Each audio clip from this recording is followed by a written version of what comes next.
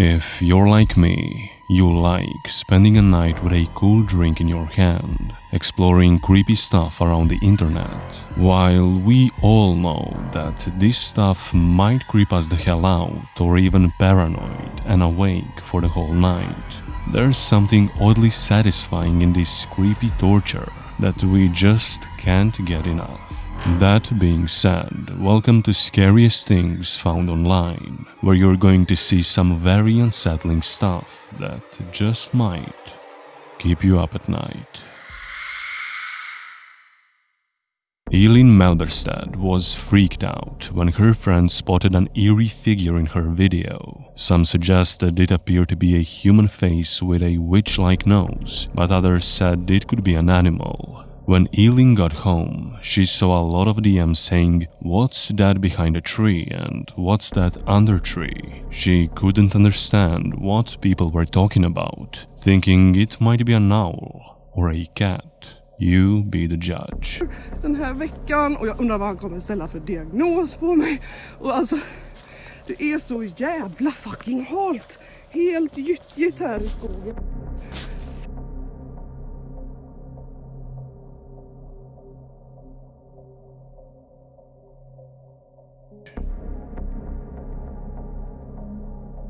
It is still unclear who or what this was, but nonetheless, Eileen has been taking a different route for walking ever since.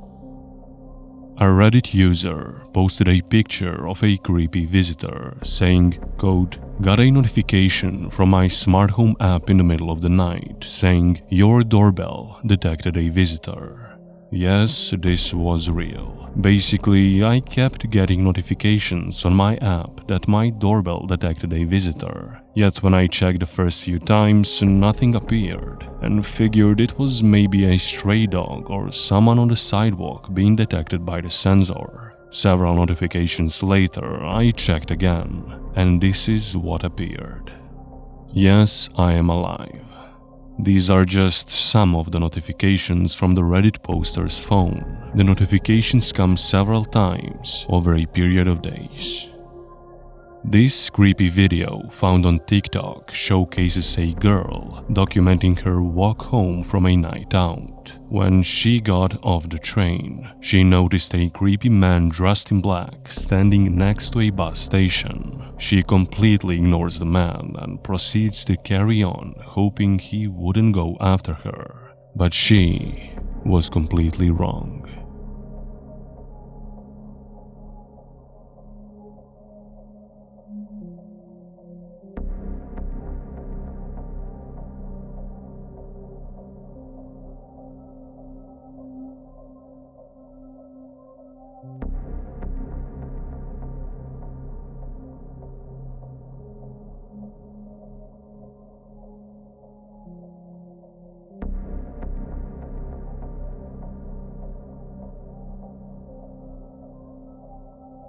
At first glance, this photo taken in October of 2015 looks just like an innocent cosplay or a Halloween prank. However, the real motives of the man were soon to be exposed. Before taking the photos, 21-year-old Anton Lundin Pettersson went on a killing spree, killing 20-year-old teaching assistant Levin Eskandar from Iraq and Ahmed Hassan, a 15-year-old student born in Somalia. After the horrific act, wandering the school halls, Pettersson was photographed posing with two students, with blood still dripping from his sword.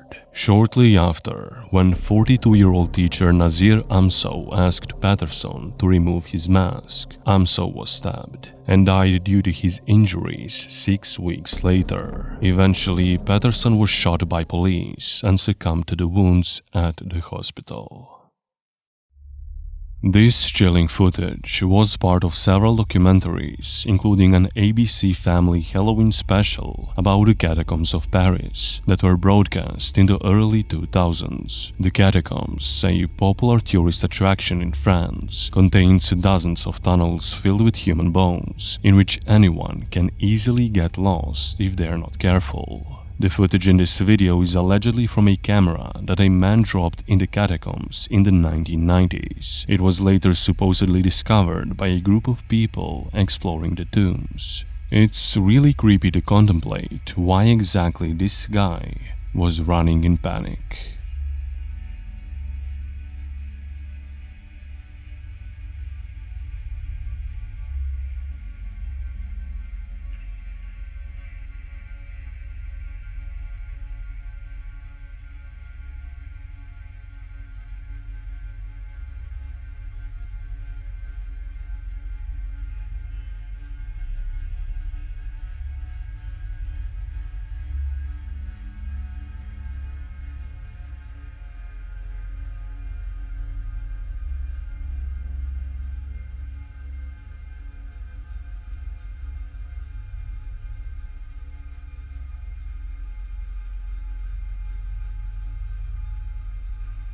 Jessica Ogletree from Tifton, Georgia, says her 13-year-old daughter Haley captured a spooky apparition while taking a selfie.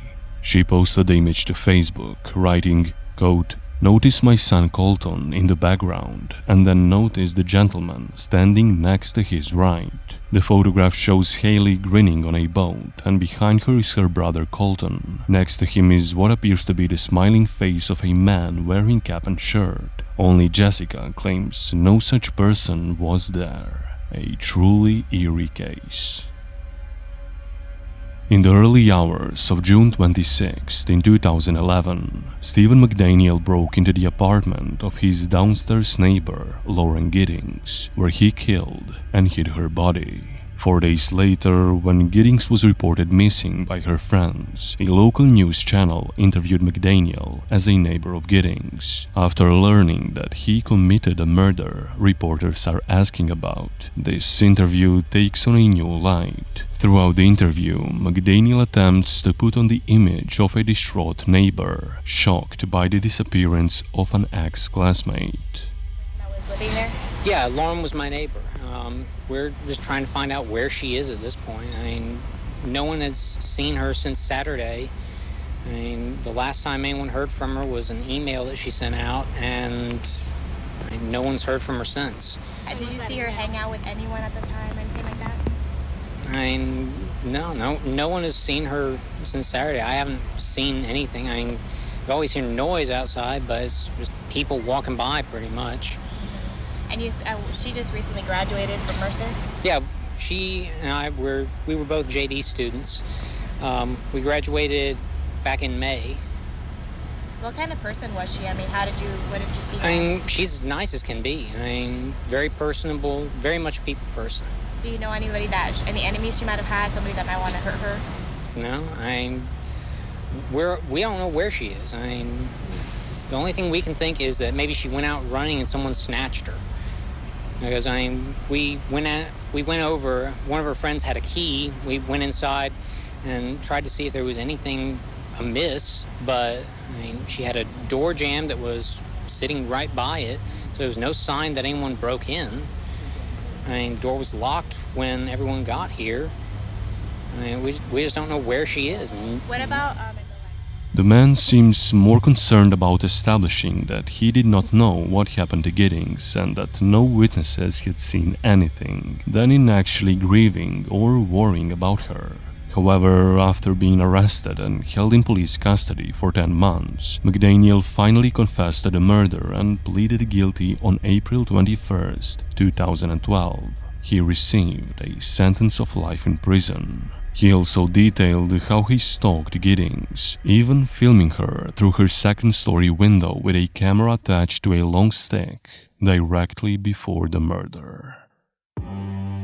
And we've come to an end. If you want another compilation similar to this, make sure to let me know in the comment down below. Anyway, I really hope you enjoyed watching this, and as always, don't forget to slap the like button, and of course subscribe, because I wouldn't want you to miss any further content.